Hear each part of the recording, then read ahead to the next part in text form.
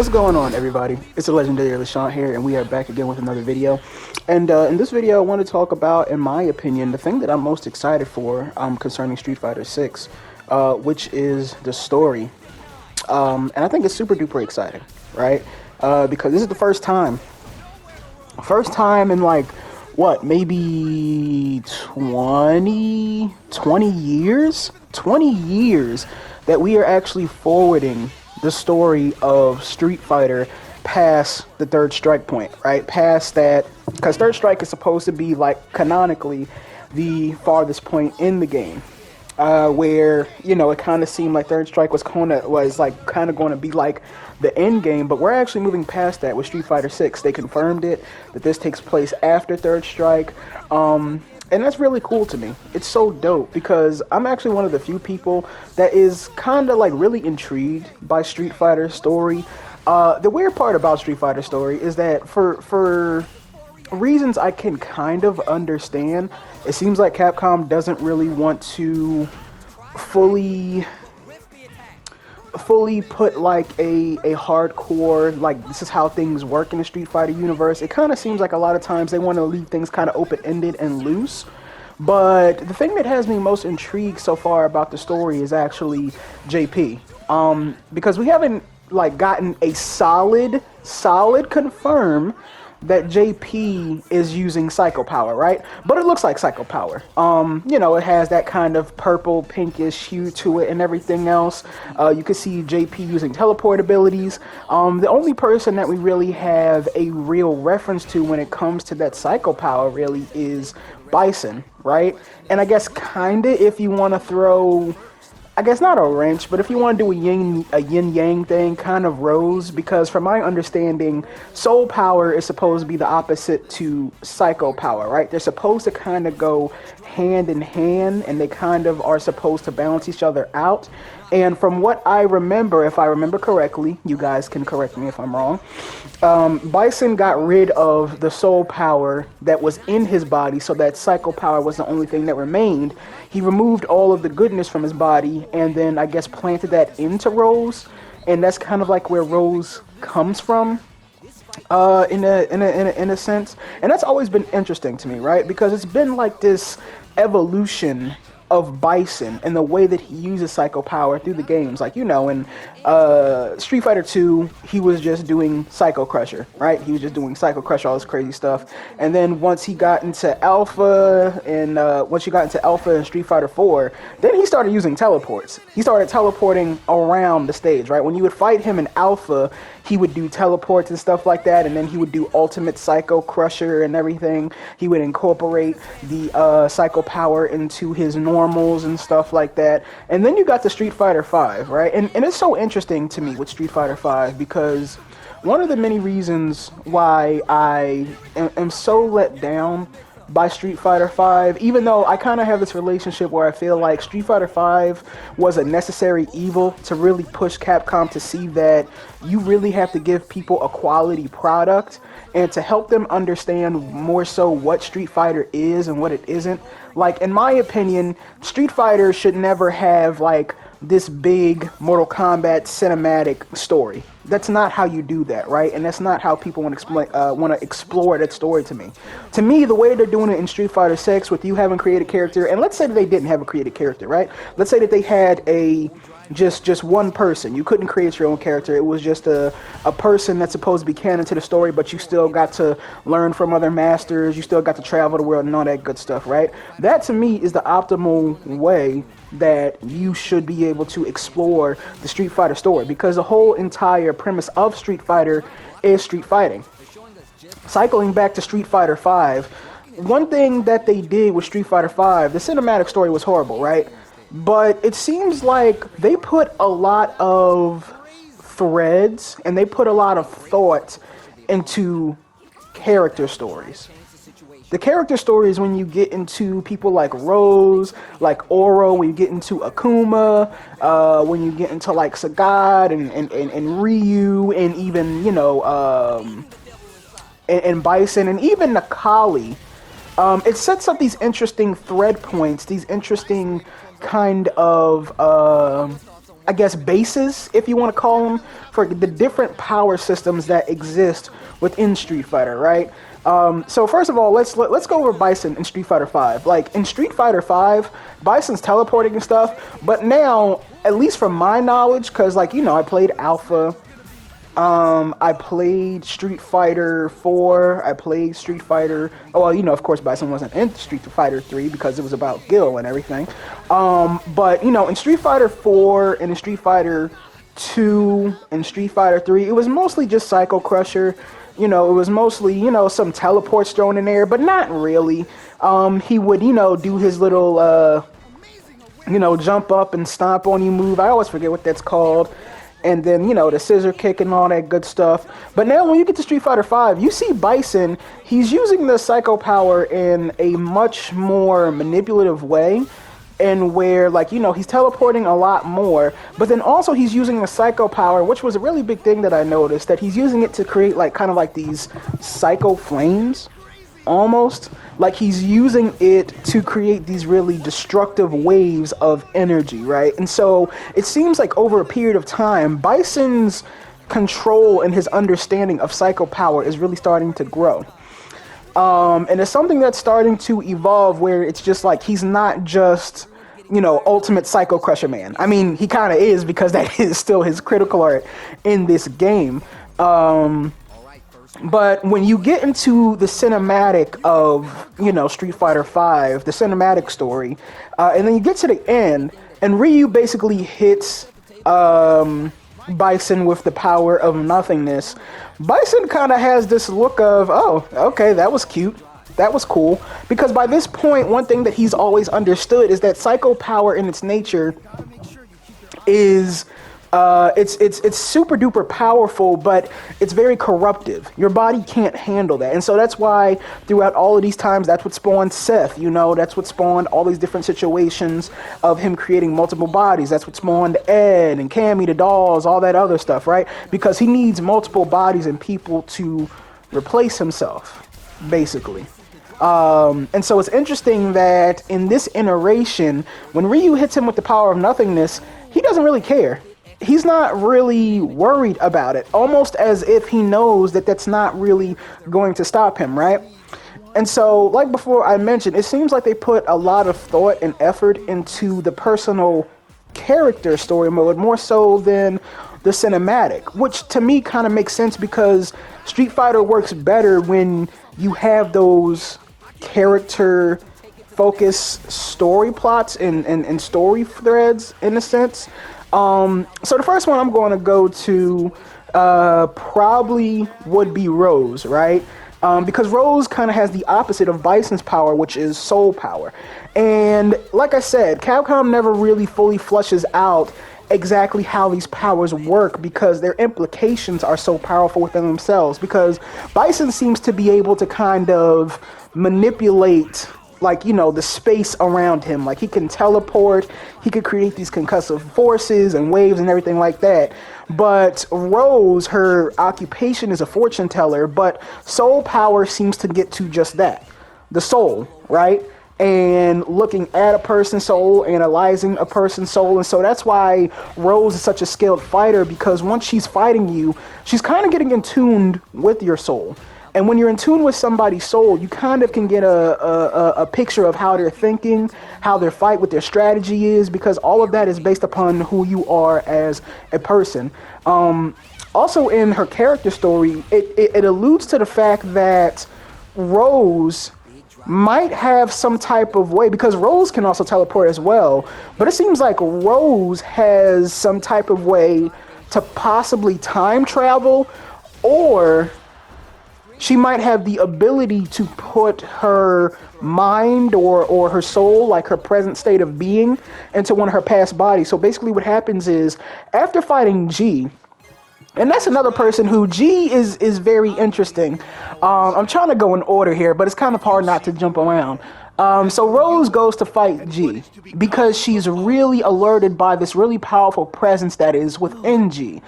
And she calls G basically the fool, pulls like, the fool card and all this stuff like that. She fights him, he's pretty strong, he's pretty powerful, and it's, I guess, alluded to that Rose wins. But while fighting G, she gets kind of like this premonition of pretty much the Earth being destroyed or plunged into chaos, some type of oncoming destruction happening, right? And so more than likely, this is probably leading into Street Fighter 3, or this is probably alluding to Street Fighter 3, but I'm not exactly sure. And I'll get into why later. So basically after fighting G and getting this premonition, you know, Rose, they get they get all the simps and all the thirsty guys by having Rose in a tub, you know, and showing a little something. But Rose basically says that the only way to stop this oncoming destruction is to travel back to the past, to travel back to Zero. So from anybody that is really familiar with Street Fighter in the Alpha series, I believe the Japan releases, and in Japan it's called Street Fighter Zero. It's not called Street Fighter Alpha, so I believe it was Street Fighter Zero, like, you know, 2 and 3 and all that good stuff. And so she alludes to the fact that she's going to find some type of way to go back into the past, right? So then you kind of go to Akuma. And the power of the Satsui no Hado has always been a very interesting thing, and its relationship to kind of psycho power, right? And psycho power, it seems, might have a little bit more. It might be more powerful, possibly, than the Satsui no Hado. And the only reason why I say that is because Bison was hit by Akuma's Raging Demon, right? It hit him. And the point of the Raging Demon is it's supposed to destroy your soul.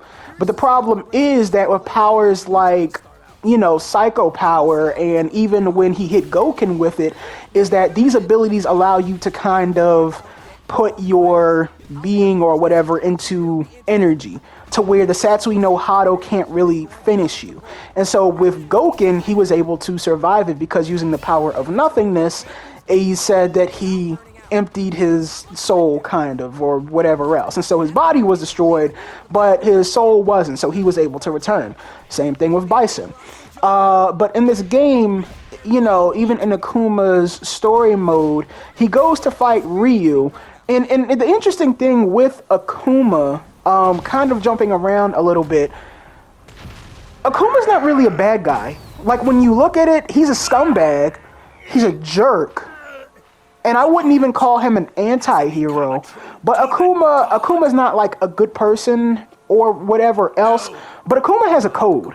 Akuma very clearly has a code, and it's already kind of been confirmed from the leaks that he's going to be in Street Fighter 6, and it's looking like the flower, the beautiful blooming sunflower, the beautiful blooming killing intent sunflower is going to make a return, right? Maybe for some reason, the longer that Akuma's hair grows, the more powerful he becomes, right? Maybe it's like a Dragon Ball Z thing. And so, you know, it's kind of hinted towards that with Akuma. Even though he wants to be the strongest, like, he wants to dominate. Because again, jumping around, in Oro's story, he's talking to Dhalsim, and he's talking about what strength really is. And the fact that there's many different interpretations to it, but there's something that topples above them all, which is just being strong for the sake of strength. And this is something that really grabbed my attention because I watch, Baki the Grappler? And I'm really into characters that are just training, just getting strong, just to really understand what true strength is. Not to dominate, not to be able to trample, not to be able to protect or anything like that. Just getting strong for strength's sake. And so Oro kind of alludes to, like, you know, that version or that interpretation to strength being the strongest, just getting strong for strength's sake. But now coming back to Akuma, when he fights Ryu basically gets trashed. Like, you know, he has his power of nothingness, but it's not quite there yet, and it's kind of alluded that he wants to work on it. So, you know, a lot of times when we think of Akuma, we think of him like, you know, he's a killer, like he's a murderer, he don't play no games. But the only time Akuma really kills is that if he feels like you're worthy of it. When he faced Gen, he really, he was having a good time, but then he saw that Gen, I think, was suffering from leukemia or some type of cancer. And so he was like, I'm not going to kill you because you're not at your best. The same thing with Ryu. When he fought Ryu in the story, it's kind of like, is there nobody who was able to match my fist? And Ryu said, basically, of course it's me, but I need some more time to grow. And, he basically talks about having like this question for Akuma. And Ryu basically says that, I'm the only one that will be able to answer your fist. But it's something that we're going to have to wait to find out because the answer lies in the heart of the battle. Like, it's so crazy to me how good some of these character stories are, these episodic character stories, compared to the disaster, the mess that was, what was it called, Night Falls or Moon Knight Falls. But it's interesting how that's kind of incorporated in this, right? So it's basically set up that Akuma and Ryu will have like this ultimate battle. And just like Goken and Akuma, it'll be the power of nothingness versus the Satsui no Hado. And so now going to Oro's story makes this very interesting because at first he faces Rose, and again, the character stories are very tightly woven together. So when Rose was going to fight G, Rose went to go train with Oro first to prepare for her fight for G. And so Oro's like, okay, I understand what you're doing. You're trying to train against me to fight that guy so that you can refine your soul power, pretty much. And then Oro kind of treats it as if, okay, well, that's something that's on my radar, but it's not something that I'm going to deal with now. Like, because, Oro's a hermit, and Oro's pretty much go with the flow, and it's kind of treated like Oro it's kind of, I don't know. I've always seen it as Oro's kind of like top dog. Like everybody refers to him as old master. Everybody shows him respect. From what I know about the fight between Akuma and Oro, I'm not sure who won or lost. I don't think it was totally fleshed out. It might have been Akuma. I mean, depending if Oro is in Street Fighter 6 or not. Like, if he's in Street Fighter 6, then probably Oro won. But it's indicated that Oro's kind of like the top dog right now. Like, top dog of the Street Fighter universe. Like, Oro is the person to beat. But when going to... So after he fights Rose, he goes to talk to Dhalsim, basically. And he talks to Dhalsim about basically, kind of the nature of psycho power. And, this kind of cycles back to Akuma, where the Satsui no Hado is the killing intent. And it is a very violent nature. But it's not evil. Like I said, when you look at Akuma, and this is actually something that I meant to bring up. I think it's also really smart that Capcom is using comic books, because they said that if you want to know what's going to be happening going into Street Fighter 6, the Udon comics, they're canon now. So I've been reading up on those, and the Udon comics are actually really fire. Some parts get pretty crazy. Like, there's this one part where Gil takes on Oni and Evil Ryu at the same time, and like kind of comes up on top, which doesn't make any sense to me, but it's very, very interesting, right? So Oro gets into the nature of these different power systems, right? And he gets into the fact that, like, the Satsui no Hado and Psycho Power kind of share, similar things.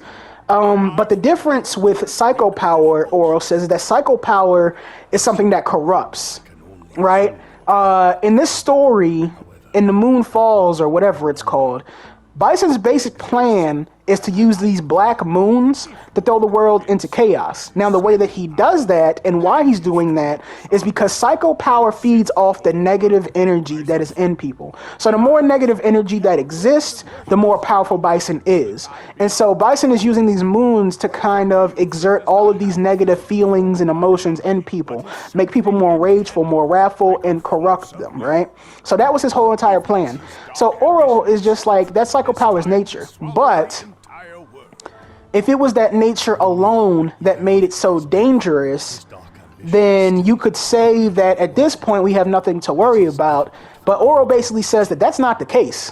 Bison's ambition, That's the thing that we have to really be worried about, because that's always a thing with Bison. In Ed's story, Ed talks about the fact that he always feels Bison's presence basically looming over him, trying to take him over. And so the thing that has me more interested is, like, at this point, especially since Bison was just so nonchalant when he got hit with the power of nothingness, is it getting to the point where Bison is now becoming one with the psycho power? Like, he is basically one with it and able to control it freely, where what if Bison gets to the point where he doesn't have to have a physical form? Like, he doesn't need the bodies anymore. He just comes up as this psycho being. Because again, in Ed's story mode, you see Ed is basically facing him. And it's the same thing for all the other dolls and experiments of Bison, where they all have that Shadaloo kind of tattoo, that imprint on them. And it kind of symbolizes that Bison's will is never truly destroyed. And that's what Oro kind of talks about. The fact that his will is a thing that is still out there. And that's what's going to corrupt the world and going to basically destroy it, right? Because with the Black Moons forcing that psycho power on everybody, it's kind of like all the people that were affected by that, it seems to allude to the fact that, well, Bison is kind of still a part of all of those people. And so now Bison could still be drawing upon that power, even though his physical body is destroyed. That psycho part of him that he imprinted his will on, that's still out there. In order to stop that, Oro says that you need to find something, because the psycho power is just one part of strength, right? The Satsui no Hado is just another part of strength that helps you to get strong and everything. Same thing with the soul power. Same thing with the power of nothingness. But Oro says that the power of nothingness, he calls it, strength just for the sake of strength. Like getting strong just for the sake of strength. Excuse me, I'm getting real mush mouth. Is what you need to basically be able to combat that psycho power. Like, that's the equalizer to beat out Bison's ambition. Which is interesting, because it's like, you think it would be soul power since it's supposed to be the opposite, but no, because psycho power corrupts so deeply, it seems like soul power, like that positive energy, it's not enough. Which would make sense, because other than Rose and Menat, we don't really know anybody else that knows how to use it. But that's why with Street Fighter 6, it's so interesting, because with Street Fighter 6, if JP is another user of psycho power, I'm guessing that stage that he was fighting in, I'm pretty sure that's his stage. It looks like, it kind of reminds me a lot of almost like the that secret organization stage from Street Fighter 3 with Gil and all of them and everything else, and the Coliseum fighting stage in Street Fighter 5 where Gil's in the background. It kind of reminds me a little bit of that. But if JP is another user of psycho power, we've never seen psycho power used like that. Like, yeah, we've seen Bison teleport, but it kind of seems like JP tears holes in the fabric of reality. Like, he's using these spikes to be able to, you know, kind of root up from the ground and root up behind you and teleport, because he seems like a really big setup character. It seems like he's setting out kind of like this psycho monster, this psycho being that kind of grab people, and you kind of have to jump around it. But then it's like, if he sets up that tear or whatever he does, then he's able to kind of trap you. So we've never seen it used like this. And if JP is another user, in the trailer it talks about he's just so fixated on finding another suitable vessel. So it kind of alludes to the fact that Bison's gone for now, maybe. But the fact that psycho power is something is something that's so inherent and kind of natural that there's multiple users of it. Like, Bison wasn't the only one. And that means that JP might have been his teacher. But it sets up something interesting, because Oro says that psycho power is something that corrupts, right? And we're told that JP is kind of a morally gray character. And that's really interesting, because if you have a power like psycho power that is supposed to corrupt you and force you to turn evil, like completely evil, where you just want to dominate everything, you just want to destroy everything, you want to see everything brought to ruin, right? That's not the Satsui no Hado. The Satsui no Hado is to destroy your opponent. But at least Akuma doesn't use it for world domination. He doesn't use it to try to subjugate everybody. Akuma just wants to be the strongest. But it doesn't seem like that's the case with Psycho Power. So the interesting thing, and my question is, if JP is a Psycho Power user, and they're calling him a morally gray character, because they haven't even confirmed if he's a bad guy yet. Like, we haven't confirmed if he's a bad guy. Is he the big bad that we need to face? Is there somebody else who's pulling the strings? Like, there's just so many things that has been running through my head, especially going back and just viewing some of the character stories, trying to, like, I don't know, like, make kind of like this spider web, if I can, just trying to figure out little things about where the Street Fighter 6 story could be going. Because we've never really seen Capcom commit like this. And it's beautiful. Like, I hope that they take, you know, and that's why I'm not, you know, it's definitely going to be hard playing Street Fighter V all the way up until June 2nd. But I'm so glad that they're really taking their time. Like I said, I think that Street Fighter V and Marvel vs. Capcom Infinite was a necessary evil to show Capcom, like, yo, you really got to put a lot of love and effort into these games. Why? Because your community, these fans who have been rocking with you for such a long time, that's what they expect. They expect love. They expect care. They expect a story mode that doesn't have to be this riveting story. Like I said, it doesn't have to be Mortal Kombat, but it has to be something that holds together. It has to be something that keeps me engaged. It has to be something that gets me invested in these characters, right? We have so many questions set up for Street Fighter 6 that we just have to wait and see. Right? Like, what is Chun-Li up to? She has a daughter now. She adopted Li Fen, the girl from Street Fighter V, right? The little child. She adopted her. Is she going to be a fighter in here? We see people like, what is it? Manon? Like, Manon is this supermodel person. And it's interesting. I kind of had this theory about Manon and Marissa. Like, what if Manon and Marissa aren't bad people, but what if they work for JP? Like, what if JP is the bad guy or the villain for this game, and Manon and Marissa are kind of like supposed to be the replacement for Balrog and Vega? What if Manon and Marissa believe that JP has like this really noble cause and they join him? Now, it might not be that, because in the story it just says that, like, you know, Manon is a supermodel, she's into fashion, all that stuff, she got her nice little JoJo pose. You know, Marissa fights for glory, she believes that she's a descendant of, you know, Coliseum fighters and all that stuff. She's a jewelry designer, which is so fly. That is so dope. Like, I love the fact that characters have to look good while they are whooping your behind. I love that. You know, it kind of and then, like, you know, the other questions, like, what happened to the Twin Dragons? Where are they at? Because now we have Jamie, who is fans of them, and he wants to protect his hometown. So what's he up to? You know, we got Ken, who, of course, is being framed. He can't go and see his family. And I'm always going to say this. That critical art that they gave Ken, that sounds like a father. That sit down and shut up. That's something that a father would say when the kids are being rowdy. Like, there's so much detail in there. Who else we got? And then Guile. So now it says Guile went home to be a family man. And again, check out those Udon comics, because in the Udon comics, Guile is supposed to be Ken's brother-in-law. So Ken's wife has a sister, and that's the woman that Guile left, supposedly. Well, not supposedly, that's what the comic says. Guile left her because he wanted to go and find out what happened to Charlie after Charlie went missing while he fought Bison. And so he left her to go on that mission instead of being with her. So now that he's going back to being a family man, that means that he's married. And then also, does Guile have kids? Like, how big of a part of the story is he going to be? Does that mean that he kind of has to uproot his family? Like, what's going to happen there? And then, of course, with Ryu, you know, if you remember in Street Fighter 3, Oro, like, Ryu is the one that Oro was alluding to in Street Fighter 5. The one who is getting strong just for the sake of strength, not to dominate, not to, you know, not to destroy, not to kill, none of that. He's just getting strong for the sake of strength. And so at the end of Street Fighter 3 Third Strike, Oro basically trains Ryu so that way he can further his power, and that way obtain that stronger version of, I guess, the power of nothingness.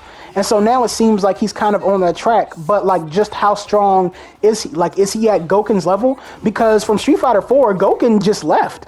Like, he just went off and I guess went about his business, but we don't know what Goken has been doing now because Akuma is still here. And in Street Fighter 4, Goken won that fight versus his brother again. So Goken won the 2 out of 3. So we don't know. And there's so many things that's just alluded to, so many plot points and threads that I really hope they take their time and address, and that they, you know, really flush things out, especially with this power system, because there's so many things that are just out of nowhere. Like before, everybody thought that Goken was dead, but then it's just like, oh no, it's the power of nothingness. I'm able to just empty my soul so that the Satsui no Hado can't attack me, right? So then I can't get hit with 1,000 deaths pretty much. And that was just kind of out of nowhere, but it is something that is necessary, I felt like.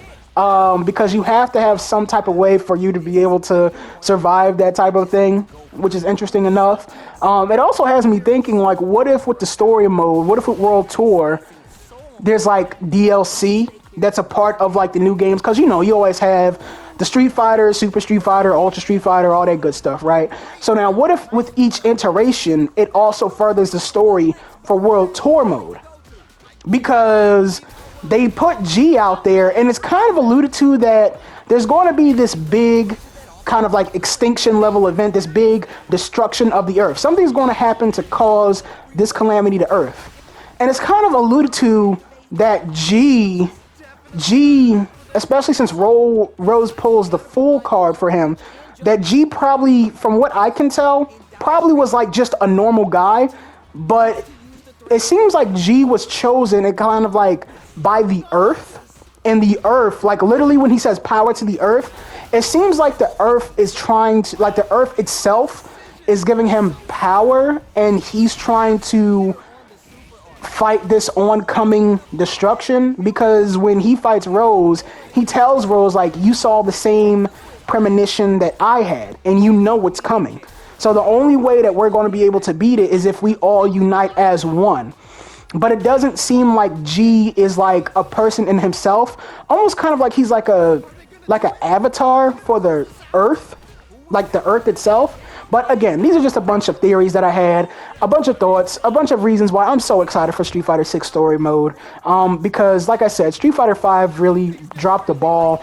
It was horribly produced. It didn't look very good. The dialogue was horrible. And weirdly enough, they made the character stories more interesting than the actual cinematic story. So it was just weird. But tell me what you guys think. Do you guys care at all about the story? Or do you just want to get online? Do you just want to get that rank up? Do you just want to get those combos done? Are you guys excited for the World Tour mode? What type of character are you going to make? Leave that all in the description box below. Leave a like button. Thank you guys for watching, and I'll see you all later.